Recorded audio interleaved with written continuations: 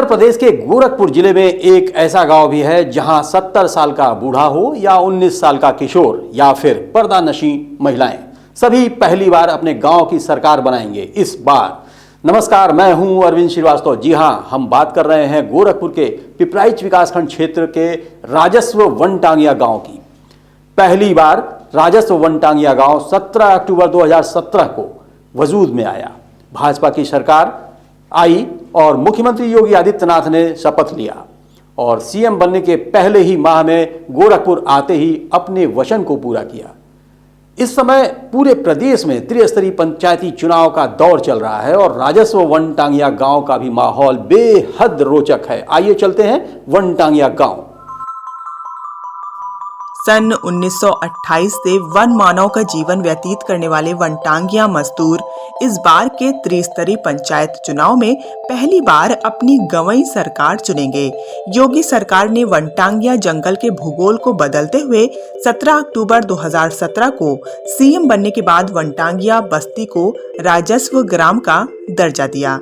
इतिहास के पन्नों को पलटा तो सन 1898 का वर्ष था। अंग्रेजों ने देश भर में रेल की पटरी बिछाने के लिए बड़े पैमाने पर जंगल में साखू के पेड़ों की कटान कराई थी। जंगल के खाली हुए हिस्से की भरपाई के लिए पौधों का रोपण किया गया। इसके लिए जंगल में मजदूरों को बसाया गया, लेकिन जमीन पर अधिकार नहीं होने और संसाधनों की कमी के चलते मरजानिया मजदूर मुफलिसी का जीवन जी रहे हैं। योगी आदित्यनाथ जब सांसद चुने गए तो उन्होंने वनटांगिया समुदाय की तकलीफों का मुद्दा उठाया। योगी आदित्यनाथ के संघर्ष का फल है कि वनटांगिया मजदूरों को अधिनियम में संशोधन कर नागरिकता एवं मतदान का अधिकार प्रदान किया गया, लेकिन मजदूरों को अधिकार 17 अक्टूबर 2017 में मिला, जब योगी आदित्यनाथ ने इसे राजस्व गांव का दर्जा प्रदान किया।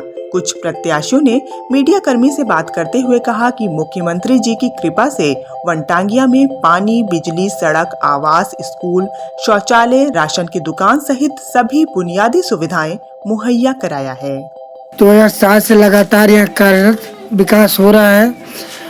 जब 2017 में जब योगी जी मुख्यमंत्री हुए तो उस समय से बदलाव ज़्यादा हुआ कि उस समय जैसे मुख्यमंत्री हुए यहाँ गांव राजस्व गांव का दर्जा दिए और उसके बाद यहाँ पे बिजली, पानी और जगह जगह टोटी की व्यवस्थाएं, शौचालय की व्यवस्था सब कुछ किए। आवास विकास जगह आवास भी दिए।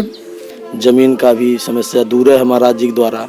मकान हम लोग का बन ही गया, मकान बन गया, स्कूल भी हमारे वहाँ बन ही गया, आंगनबाड़ी हमारे वहाँ बन ही गया, पानी का जो सुविधा था वो भी हम लोग पा ही गए, जो बिजली का व्यवस्था था हम लोग 1 नंबर के पा गए। हम लोग के बच्चे भी पढ़ने जा रहे हैं और बस।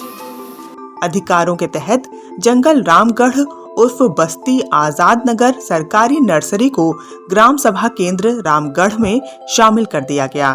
साथ ही वनटांगिया तिकोनिया को जंगल तिकोनिया नंबर 3 में शामिल कर ग्राम सभा का अधिकार दिया गया। आज 600 से अधिक मजदूरों को अपना मकान, बिजली, शौचालय, आंगनबाड़ी केंद्र और सार्वजनिक वितरण प्रणाली से लैस सुविधा प्राप्त इस गांव में पंचायत चुनाव होने जा रहा है, जहां सभी ग्राम सभा के चुनाव में भाग लेंगे।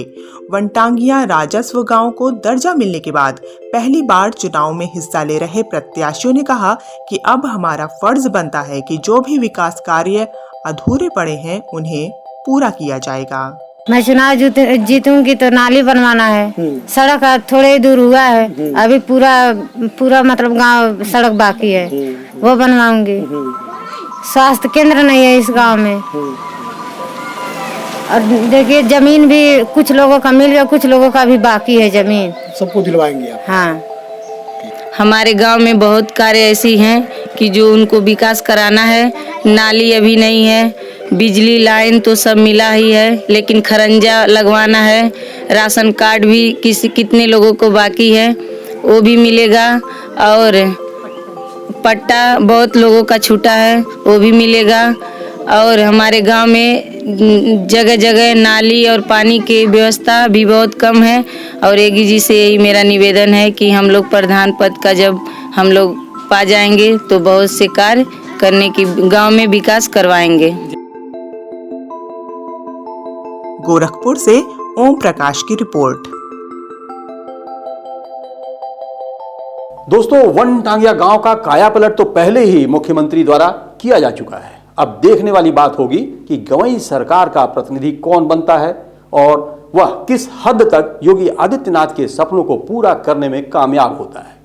गांव की खुशहाली बरकरार रहेगी या महज राजनीतिक अखाड़ा ही बनकर रह जाएगा।